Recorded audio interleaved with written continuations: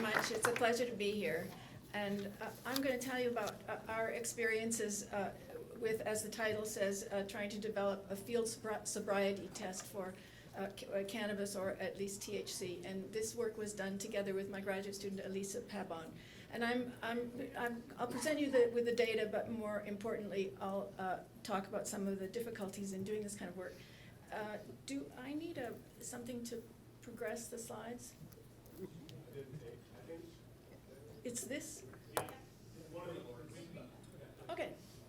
So there does seem to be a need for a field test to detect recent cannabis use.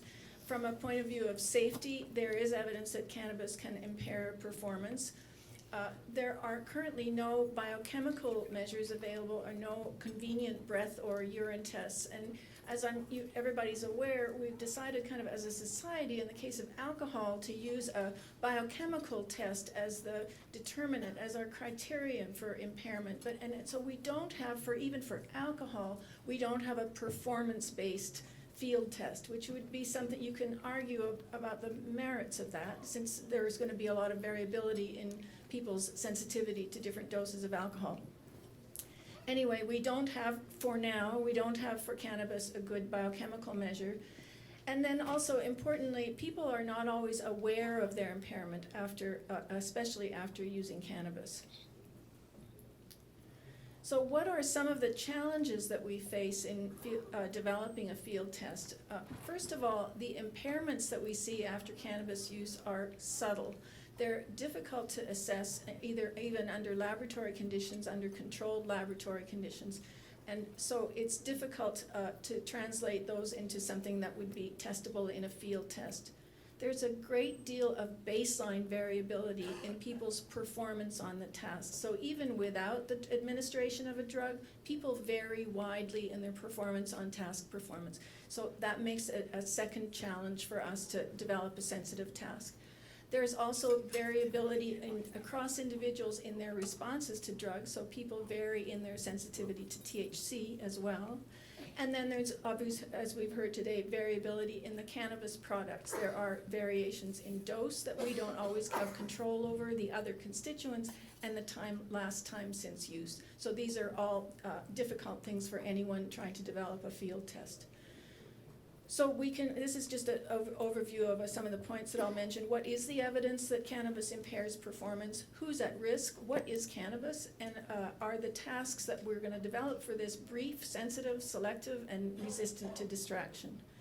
So first of all, there is evidence that cannabis impairs driving skills. And this is there was a very good review by Hartman and Eustace in 2013. Their conclusion was that recent cannabis use or blood THC concentrations 2 to 5 nanograms per mil are associated with substantial driving impairment, particularly in occasional smokers. So this is one of the points that's important, that the subject population makes a big difference. People who are not accustomed to using the drug are going to be more impaired. Here's another review article, and there are a number of review articles like this. I'm not going to go into the details on exactly what the impairments are that you see with cannabis, but there are review articles. The conclusion here was controlled cannabis smoking impaired psychomotor function. This is on laboratory tasks that you can do under more controlled conditions, and then again in occasional smokers were most at risk. So some of the impairments that have been reported are impairments in attention and tracking, impairments in reaction time, cognition, psychomotor performance, judgment, and memory.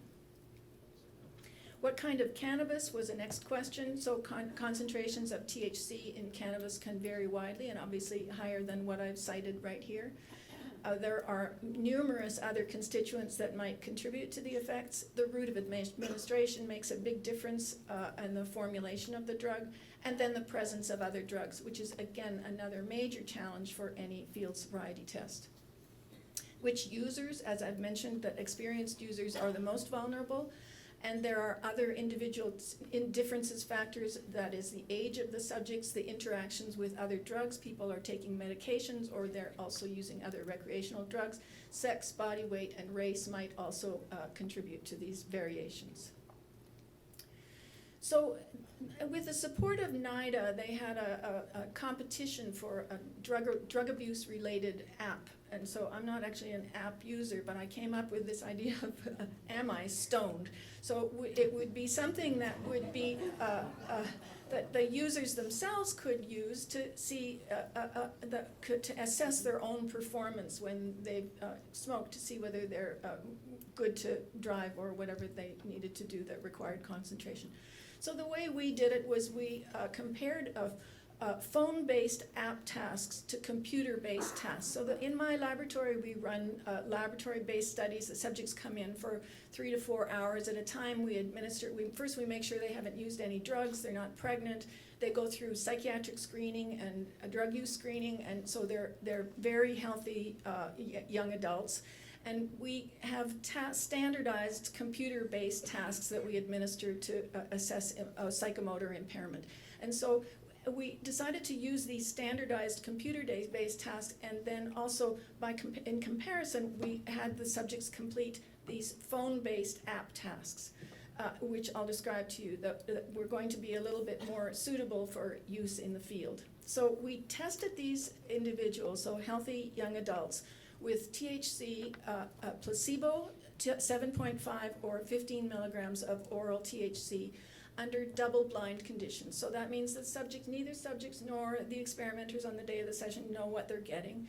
And we go one step further. We tell them you might get a stimulant, a tranquilizer, antihistamine, or a placebo, or in this case, an antiemetic drug, or I believe we also said cannabinoid. So but their expectations are very neutral about what kind of drug effect they're going to get. The subjects were 18 to 35 years old. They had no recent drug use, no psychiatric disorders, and no medical problems. And we administered the drug double blind. And so they participated in 3 sessions. They were each 4 hours, and they came into the lab. And they completed these phone-based and computer-based tasks. Here's a summary of the subjects. We had in the first study 12 men, 12 women in their early 20s. Most had 3 years of college. Most were white.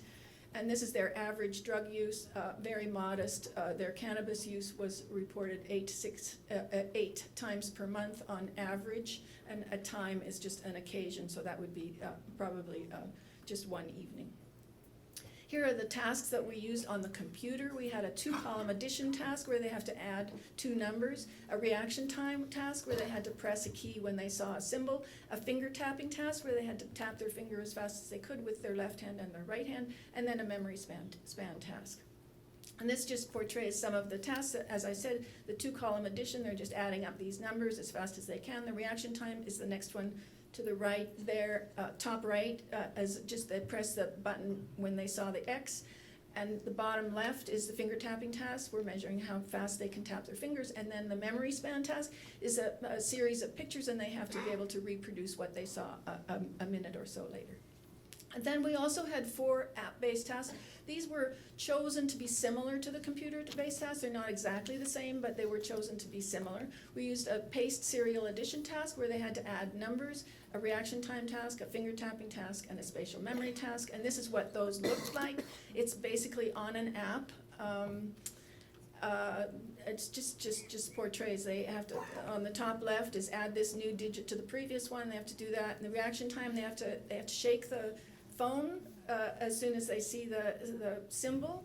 And then the tapping task, again, they have left hand and right hand, and then there's a digit span where there's little flowers appear. And first of all, they just have 1 flower, and they have to tell you where it is, and then they get 2 flowers, and they have to tell you where the 2 were, and that number increases until you reach their limit of their ability to remember things.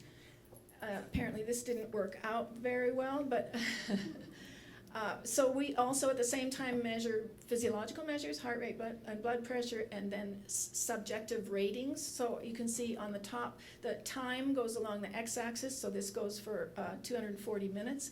And then we have the mean increase in heart rate, and you can see that there's a dose-dependent and time-related increase in heart rate with the higher dose of THC. And then at the bottom left, do you feel a drug? Yes. Both the low and the high dose, they're reporting feeling a drug effect. And on this one that you can't see, take my word for it, you see something similar to what you see with the field drug effect there. So these are standardized measures of effects of drugs. There it is, marijuana-like effects.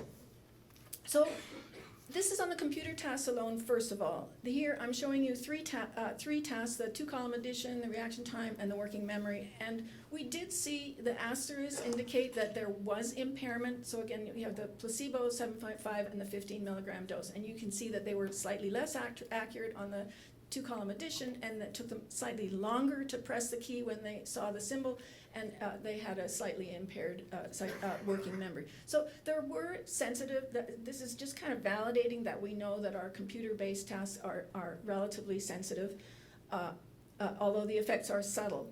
But of all the measures that we took on the apps, only one of the 6 or so tasks on the app were sensitive to the drug effects, and this was a minor drug effect. Now, just to put this in context, the computer tasks take about 30 minutes to complete, and the app tasks take about 5 minutes or something, because we wanted something that you wouldn't take very long, because they can use it in the field.